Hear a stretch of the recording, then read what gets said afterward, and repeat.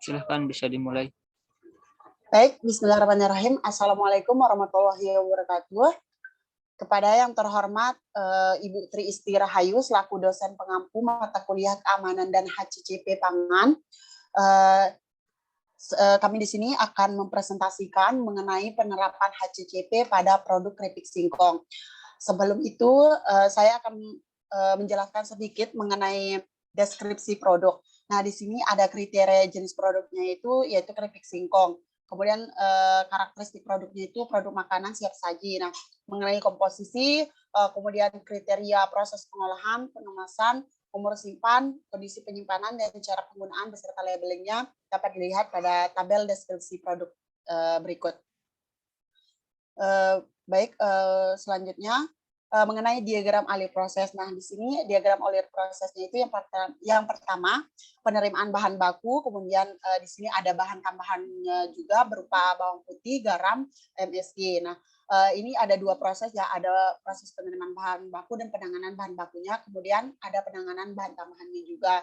Nah, selanjutnya akan terjadi pencampuran bahan baku dan bahan tambahan sehingga menghasilkan produk, lalu setelah menghasilkan produk akan dilakukan penggudangan.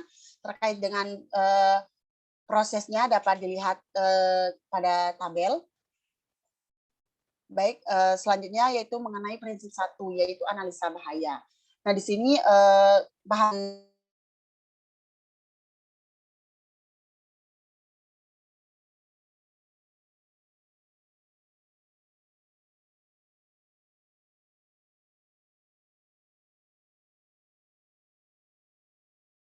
putih dan lain sebagainya beserta bahaya dan jenis bahaya, kemudian tindakan pencegahannya dapat dilihat pada tabel berikut. Oke, selanjutnya ya masih analisis bahaya. Oke, risiko bahaya mikrobiologinya. Di sini keripik singkong untuk kelompok bahayanya itu A, bahan keripik singkongnya ini itu 0, kemudian untuk kelompok bahaya B itu positif, kemudian untuk kelompok bahaya C itu 0, untuk kelompok bahaya D juga positif, untuk bahaya E positif juga, kemudian untuk kelompok bahaya F itu 0, kemudian kategori resikonya itu yaitu 3. Selanjutnya yaitu analisa bahaya proses produksi keripik singkong. Di sini ada prosesnya itu berupa pengupasan kulit, inputnya itu kontaminasi saat penerimaan bahan baku, kemudian jenis bahayanya itu berupa fisik, biologi, kemudian tindakan pencegahannya itu menggunakan pisau dan wadah yang bersih. Untuk proses yang lebih lanjut beserta input, jenis bahaya dan tindakan pencegahannya dapat dilihat lebih lanjut di tabel berikut. Kemudian ini lanjutan tadi. Nah, untuk penentuan signifikasi bahayanya itu di sini ada beberapa proses, yaitu pengupasan kulit. Di sini frekuensinya itu low dan keparahannya itu medium. Jadi kalau seperti ini maka signifikasinya itu tidak signifikan. Kemudian untuk pencuciannya ini memiliki jenis bahaya berupa fisik, kerikil, kulit ari, dan tanah. Kemudian tindak pencegahannya itu dapat dilihat pada tabel. Nah, untuk frekuensinya itu high, kemudian keparahannya juga high, maka signifikasinya itu signifikan. Nah, untuk proses selanjutnya itu dapat dilihat pada tabel. Lanjut, ya dapat dilihat pada tabel juga yang ini.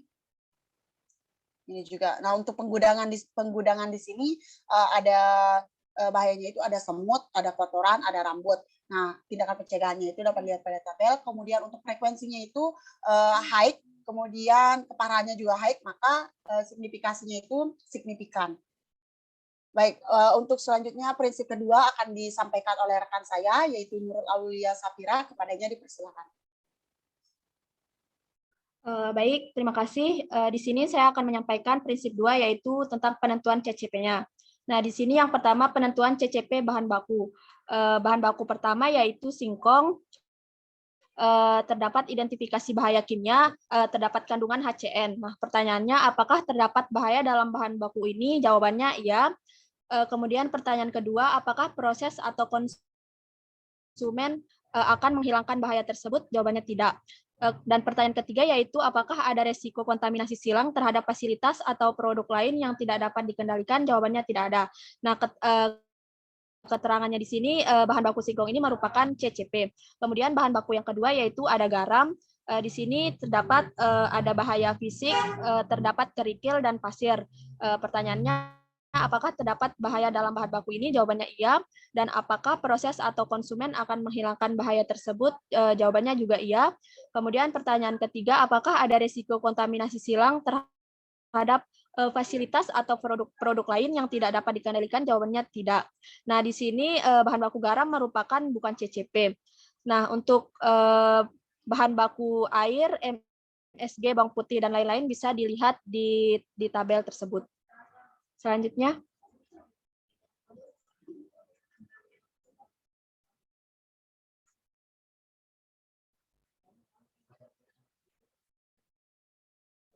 Kemudian di sini tabel 2 merupakan penentuan CCP tahapan prosesnya. Nah, proses yang pertama yaitu ada penerimaan bahan baku singkong, terdapat bahaya kimia yang ada kandungan HCN. Nah, di sini pertanyaannya, apakah terdapat bahaya pada tahap atau proses ini? Jawabannya iya. Kemudian, apakah ada tindakan pencegahan untuk mengendalikan bahaya tersebut? Jawabannya iya. Apakah proses ini dirancang khusus untuk menghilangkan atau mengurangi bahaya sampai aman? Jawabannya iya. Apakah bahaya dapat meningkat sampai batas tidak aman? Jawabannya juga iya. Dan pertanyaan terakhir yaitu apakah proses selanjutnya dapat menghilangkan atau mengurangi bahaya? Jawabannya tidak. Nah, di sini pada tahapan proses penerimaan bahan baku pada singkong merupakan CCP. Nah, kemudian ada tahapan proses yang kedua, ada sortasi, yaitu terdapat bahaya fisik, yaitu singkong rusak, busuk, dan kotoran yang lain. Pertanyaannya, apakah terdapat bahaya pada tahap atau proses ini? Jawabannya iya. Dan apakah tindakan pencegahan untuk mengendalikan bahaya tersebut? Jawabannya iya. Dan apakah proses ini dirancang khusus untuk menghilangkan atau mengurangi bahaya sampai aman? Jawabannya tidak. Dan pertanyaan keempat, apakah bahaya dapat meningkat sampai batas tidak aman? Jawabannya tidak. Dan pertanyaan terakhir yaitu apakah proses selanjutnya dapat menghilangkan atau mengurangi bahaya? Jawabannya tidak ada. Nah, pada proses tahapan sortasi ini merupakan bukan CCP. Nah, untuk tahapan proses yang selanjutnya berupa pengupasan, pencucian, dan proses selanjutnya bisa dilihat pada tabel. Selanjutnya. Nah, untuk prinsip yang ketiga ini ada penentuan batas limit atau batas kritis. Nah, di sini langkah proses untuk proses yang pertama yaitu penerimaan bahan baku singkong, tipe CCP-nya CCP1 dan batas kritisnya kandungan kurang dari HCN 50 mg atau kilogram ubi segar. Kemudian proses kedua ada bahan tambahan berupa garam, tipe CCP-nya CCP2 dan batas kritisnya penyimpanan garam harus dilakukan secara maksimal. Kemudian proses yang ketiga yaitu pencucian. Tipe CCP-nya yaitu CCP3, batas kritisnya singkong yang akan digunakan. Kemudian proses yang terakhir yaitu penggorengan.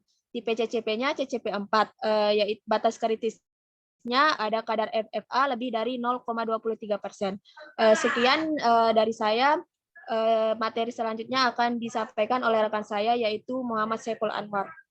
Terima kasih. Baik, selanjutnya untuk prinsip 4 yaitu pemantauan batas kritis.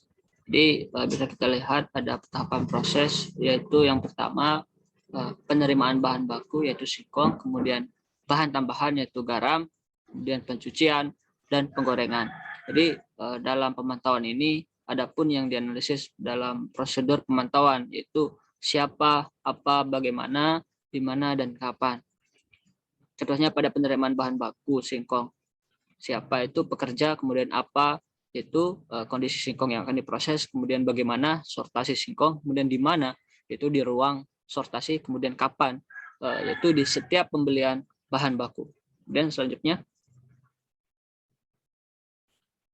prinsip kelima yaitu tindakan koreksi. Yang pertama tahapan proses yaitu penerimaan baku singkong, kemudian bahan tambahan garam, kemudian pencucian, penggorengan. Kemudian ada tindakan koreksi atau perbaikan, kemudian ada tindakan verifikasi. Penerimaan bahan baku singkong contohnya pada tindakan koreksi yaitu dilakukan perendaman yang maksimal sehingga dapat mengurangi kandungan HCN yang terlalu tinggi. Kemudian ada tahapan verifikasi yaitu pembelian bahan baku pada pedagang yang sudah dipercaya. Dan bisa kita lihat yang lain bahan tambahan, pencucian dan penggorengan di tabel tersebut. Selanjutnya. Kemudian ada HCC plan matrix. Jadi ada pun tahapan proses yaitu penerimaan bahan baku, singkong, kemudian bahan tambahan. Kemudian bisa kita lihat pencucian dan penggorengan. Dalam HCC plan matrix ini, ada pun yang dianalisis yaitu adalah jenis bahaya, kemudian parameter CCP, kemudian batas kritis, nilai target, dan pemantauan. Dalam pemantauan ini ada 3, yaitu apa, bagaimana, dan frekuensi. Kemudian ada tindakan koreksi dan verifikasi. Bisa kita lihat pada tabel tersebut untuk hasilnya. Selanjutnya. Next. Nah, terakhir diagram alir dan CCP-nya. Jadi pada diagram ini ada pun penerimaan bahan baku yaitu CCP, kemudian pencucian itu CCP juga, dan kemudian penggorengan CCP juga.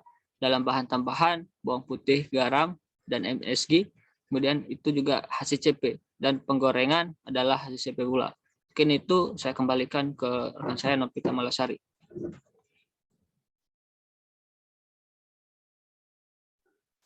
Baik, demikian tadi pemaparan mengenai HCCP pada produk keripik singkong.